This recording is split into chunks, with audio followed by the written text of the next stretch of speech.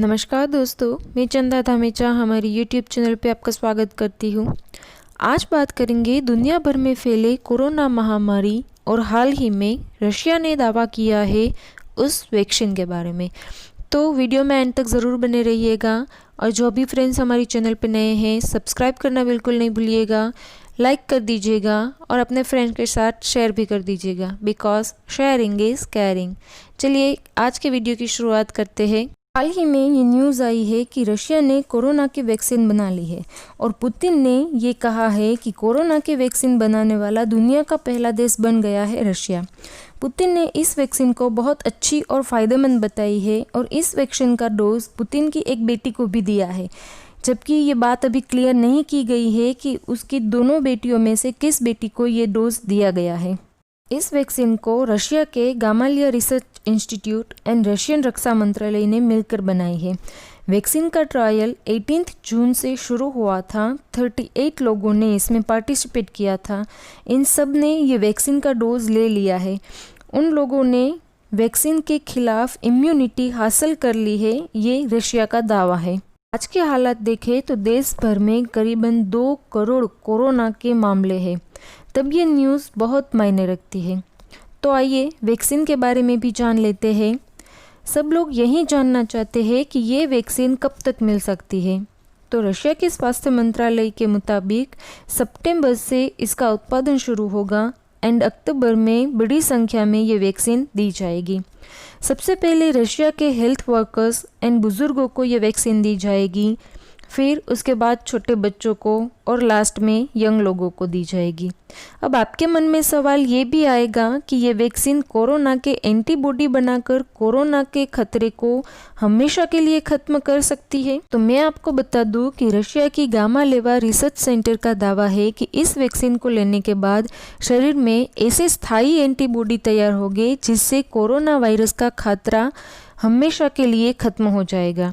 इसका मतलब रशिया ये दावा कर रही है कि बाकी रोगों की वैक्सीन की तरह इस वैक्सीन को लेने के बाद आपका कोरोना से खतरा हमेशा के लिए खत्म हो जाएगा। वैक्सीन बनी है तो साइड इफ़ेक्ट के बारे में भी जान लेते हैं।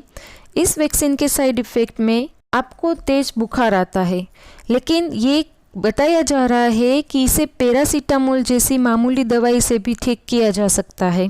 तो फ्रेंड्स, अब वैक्सीन आ गई है तो कौन इसे लेना नहीं चाहेगा और इसकी कीमत क्या होगी, ये सवाल भी आपके माइंड में क्लिक किया होगा। तो रशिया में ये फ्री में मिलेगी और दुनिया के दूसरे देशों के लिए क्या कीमत होगी वो अभी तक तय नहीं किया गया है।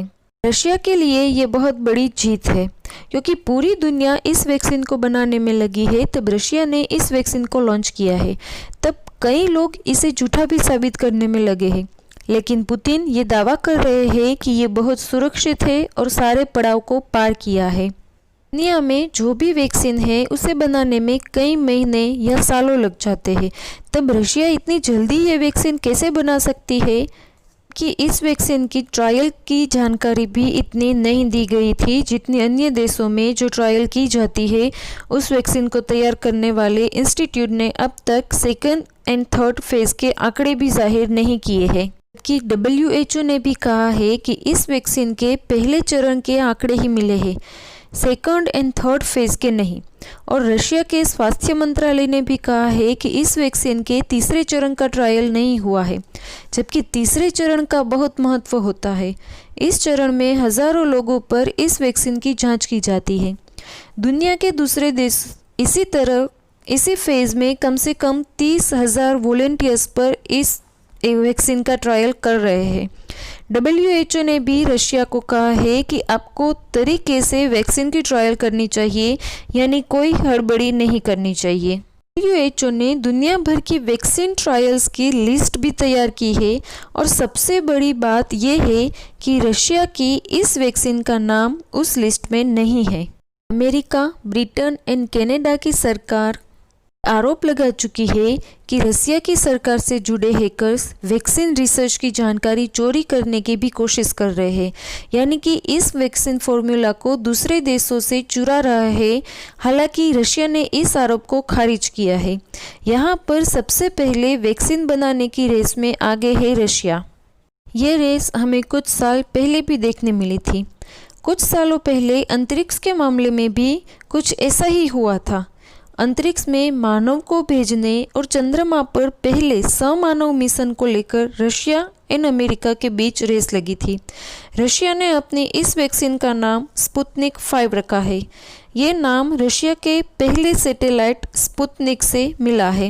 इसे रशिया ने 1957 में लॉन्च किया था। तब रशिया और अमेरिका के बीच स्पेस रेस चल रही थी।